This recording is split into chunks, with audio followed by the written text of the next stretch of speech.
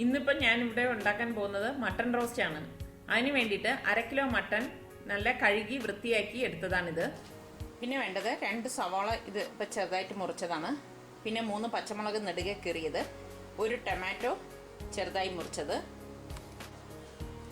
2 table spoon ginger garlic paste, 1 teaspoon garam masala, 1 teaspoon മഞ്ഞൾപ്പൊടി, 1.5 table spoon മുളക് പൊടി, 1/2 ടീസ്പൂൺ കുരുമുളക് പൊടി, 1.5 ടേബിൾ സ്പൂൺ മല്ലിപ്പൊടി. ഇത്രയാണ് വേണ്ടത്.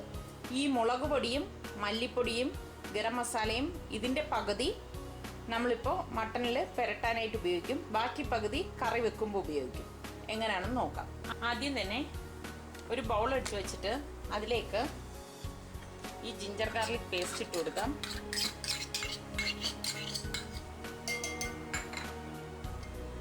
ഗരം മസാല അതിൻ്റെ പകുതി, ബാക്കി ഇനി ഫ്രൈ ചെയ്യുമ്പോൾ വേണം.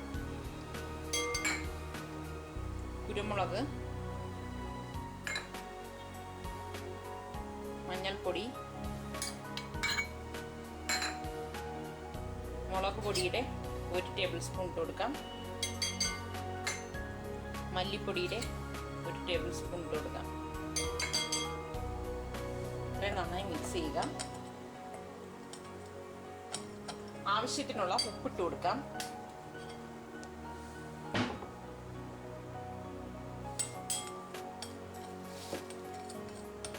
നല്ലതുപോലെ മിക്സ് ചെയ്ത ശേഷം ടൊമാറ്റോ ആഡ് ചെയ്യാം. പച്ചമുളക്, ഈ സവോള,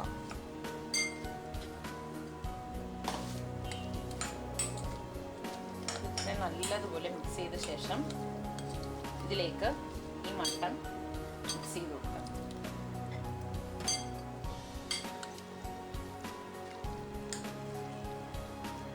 ഇതിപ്പോൾ മിക്സ് ചെയ്ത് വെച്ചിരിക്കുകയാണ്. ഇതിലേക്ക് കുറച്ച് കരിവേപ്പില കൂടെ ചേർത്ത് കൊടുക്കാം. ഇനി ഇത് നമ്മളൊരു സോസ് പാനിലേക്ക് ഇട്ടിട്ട് വേവിച്ചെടുക്കാം. ഒരു പാൻ അടുപ്പത്ത് വെച്ചിട്ട് ഗ്യാസ് ഓൺ ചെയ്ത ശേഷം ഈ മിക്സ് ചെയ്ത് വെച്ചിരിക്കുന്ന മട്ടൺ ഇതിലേക്ക് ഇട്ട് കൊടുക്കാം.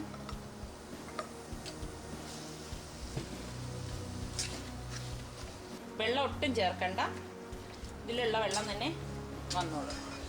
നല്ലോണം മിക്സ് ചെയ്തിട്ട് തീ ലോ ഫ്ലെയിമിലിട്ടിട്ട് മൂടി വെച്ച് വേവിക്കാം.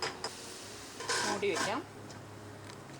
ഇതിപ്പോൾ മട്ടണിലെ ചാറൊക്കെ വറ്റി നമ്മളൊട്ടും വെള്ളം ഒഴിച്ചിട്ടില്ലായിരുന്നു. ആ തക്കാളിയുടെയും സവാളയുടെയും എല്ലാത്തിൻ്റെയും ചാറാണ് അതിൽ വന്നിരുന്നത്.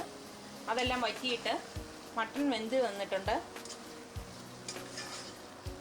ഇനി ഇത് ഗ്യാസ് ഓഫ് ചെയ്തിട്ട് മറ്റൊരു പാനിലേക്ക് വഴറ്റിയെടുക്കാം. മട്ടൺ ഇനി വരട്ടിയെടുക്കാൻ വേണ്ട സാധനങ്ങൾ, ഇതിപ്പോൾ 3 മീഡിയം സൈസ് സവാള നീളത്തിലരിഞ്ഞതാണ്. ഇതൊരു 2 ടേബിൾ സ്പൂണ് തേങ്ങ ചെറുതായിട്ട് മുറിച്ചെടുത്തത്, 2 തണ്ട് കറിവേപ്പില, കുറച്ച് ഇഞ്ചി നീളത്തിലരിഞ്ഞത്, 2 പച്ചമുളക്. ഇത് കീറിയിട്ടില്ല, ഇത് വെറുതെ ഇടത്തേ ഉള്ളൂ. ഇനി എങ്ങനെയാണ് ഉണ്ടാക്കുന്നത് നോക്കാം. പാൻ അടുപ്പത്ത് വെച്ച് ചൂടാകുമ്പോൾ അതിലേക്ക് കുറച്ച് വെളിച്ചെണ്ണ ഒഴിച്ചു കൊടുക്കാം.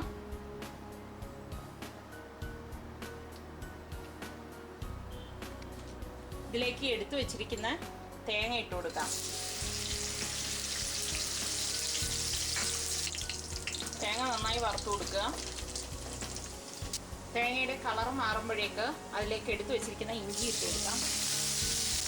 പച്ചമുളക് ഇട്ട് കൊടുക്കാം.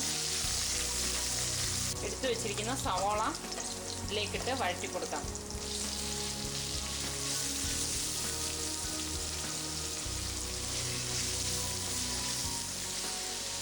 ആവശ്യത്തിനുള്ള ഉപ്പിട്ട് കൊടുക്കാം.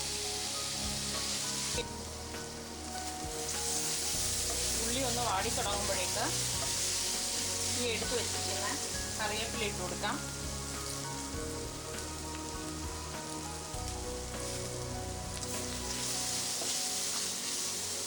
ഇതിലേക്ക് നേരത്തെ എടുത്ത് വെച്ചിരിക്കുന്ന മല്ലിയുടെ ബാക്കി ഇട്ട് കൊടുക്കാം.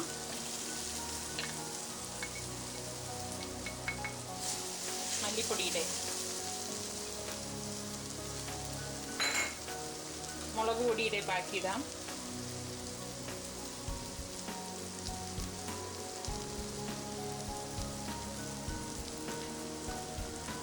ഗരം മസാല ഇത്രയിട്ട് നന്നായിട്ട് വഴറ്റാം. ഇതിലേക്ക് ഈ വേവിച്ച് വെച്ചിരിക്കുന്ന മട്ടൺ മസാല ഇതിലേക്ക് ഇട്ട് കൊടുക്കാം.